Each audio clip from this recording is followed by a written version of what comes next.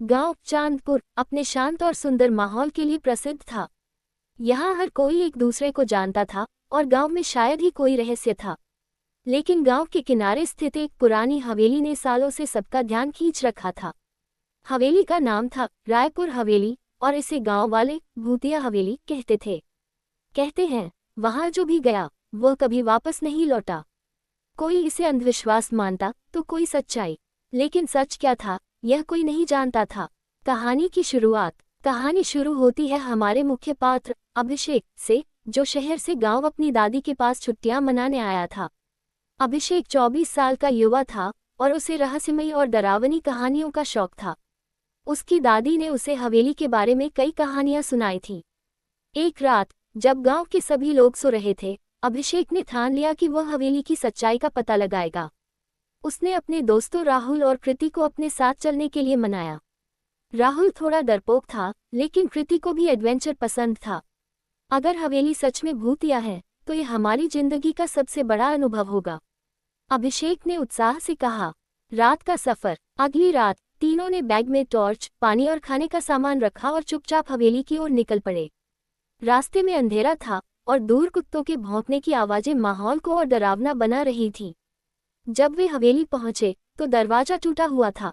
हवेली का हर कोना जर्जर और काई से भरा था। दीवारों पर पुरानी तस्वीरें थीं, जिन पर धूल और मकड़ियों का जाल फैला हुआ था। यहाँ कोई रहता है? कृति ने फुसफुसाते हुए पूछा। पता नहीं, लेकिन ये जगह बहुत डरावनी है, राहुल ने कांपते हुए कहा। पहला संकेत। जैसे ही वे हवेली के अंदर गए, हवा का झोंका अचानक तेज हो गया। खिड़कियां जोर जोर से हिलने लगीं। एक पल के लिए सबने सोचा कि वे वापस चले जाएं, लेकिन अभिषेक ने उन्हें रोक लिया। ये तो सिर्फ हवा है, डरने की जरूरत नहीं, उसने कहा। वे धीरे धीरे हवेली के बड़े हॉल में पहुंचे। वहां एक पुराना झूला पड़ा था जो धीरे धीरे खुद ब खुद हिल रहा था। ये देखकर राहुल के होश उड़ गए। ये कैसे हो सकता है? यहाँ तो कोई नहीं है, उसने डरते हुए कहा। अचानक एक भारी आवाज गूंजी, तुम यहाँ क्यों आए हो? तीनों ने एक दूसरे को देखा। ये किसकी आवाज थी? कृति ने डरते हुए कहा। पुरानी डायरी। आवाज की दिशा में चलते हुए उन्हें एक पुराना कमरा मिला। कमरे के बीचों बीच एक पुरानी डायरी रखी हुई थी। अभिषेक ने उसे उठाया और पढ़ना शुरू किया। डायरी रायपुर हवेली के पुराने मालिक राजवीर सिंह की थी। उसमें लिखा था कि इस हवेली में एक बार एक भयानक हादसा हुआ था। उनकी बेटी आन्या अचानक गायब हो गई थी और तब से हवेली में अजीब घटनाएं होने लगीं।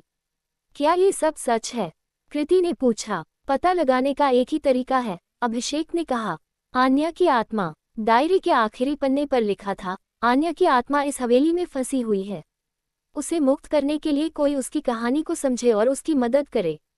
अचानक कमरे की दीवार पर एक छाया दिखाई दी। वह छाया एक लड़की की थी। तुम मुझे देख सकते हो? एक धीमी और उदास आवाज आई। तीनों पीछे मुड़े। वहां एक लड़की खड़ी थी जिसका चेहरा आधा दिख रहा था। तुम कौन हो? अभिषेक ने हिम्मत जुटाकर पूछा। मैं आन्या हूँ, मुझे यहाँ से बाहर निकालो, लड़की ने कहा। रहस्य का खुलासा। आन्या ने उन्हें बताया कि उसके पिता के दुश्मनों ने उसे जिंदा दफना दिया था। उसकी आत्मा अब भी हवेली में कैद थी। क्या हम तुम्हारी मदद कर सकते हैं?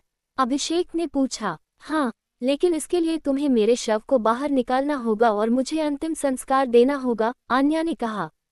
तीनों ने मिलकर डायरी में दिए गए निर्देशों के अनुसार हवेली के तहखाने में उसकी कब्र खोजी। अंतिम संस्कार। कब्र खोदने के दौरान हवेली में कई अजीब घटनाएं होने लगीं। दरवाजे खुद ब खुद बंद हो रहे थे और चीखने की आवाजें गूंज रही थीं। लेकिन तीनों ने हिम्मत नहीं हारी। आखिरकार उन्होंने आन्या के शव को बाहर निकाला और उसकी आत्मा की शांति के लिए विधिपूर्वक अंतिम संस्कार किया। शांति का अनुभव। अंतिम संस्कार के बाद हवेली का सारा डरावना माहौल खत्म हो गया। आन्या की आत्मा ने तीनों का धन्यवाद किया और कहा, तुमने मुझे मुक्त कर दिया। अब ये हवेली भूतिया नहीं रहेगी। अगले दिन गांव वाले हैरान थे कि हवेली से कोई डरावनी घटनाएं नहीं हो रही थी। अभिषेक, राहुल और कृति ने इस बात को राज ही रखा कि उन्होंने क्या किया, लेकिन उन्हें पता था कि उन्होंने एक बड़ा काम किया था। समाप्ति। इस घटना ने तीनों की जिंदगी हमेशा के लिए बदल दी। उन्होंने सीखा कि डर का सामना करना और दूसरों की मदद करना सबसे बड़ी बहादुरी है। भूतिया हवेली का राज अब सिर्फ एक कहानी बनकर रह गया, लेकिन यह उन तीनों के लिए एक याद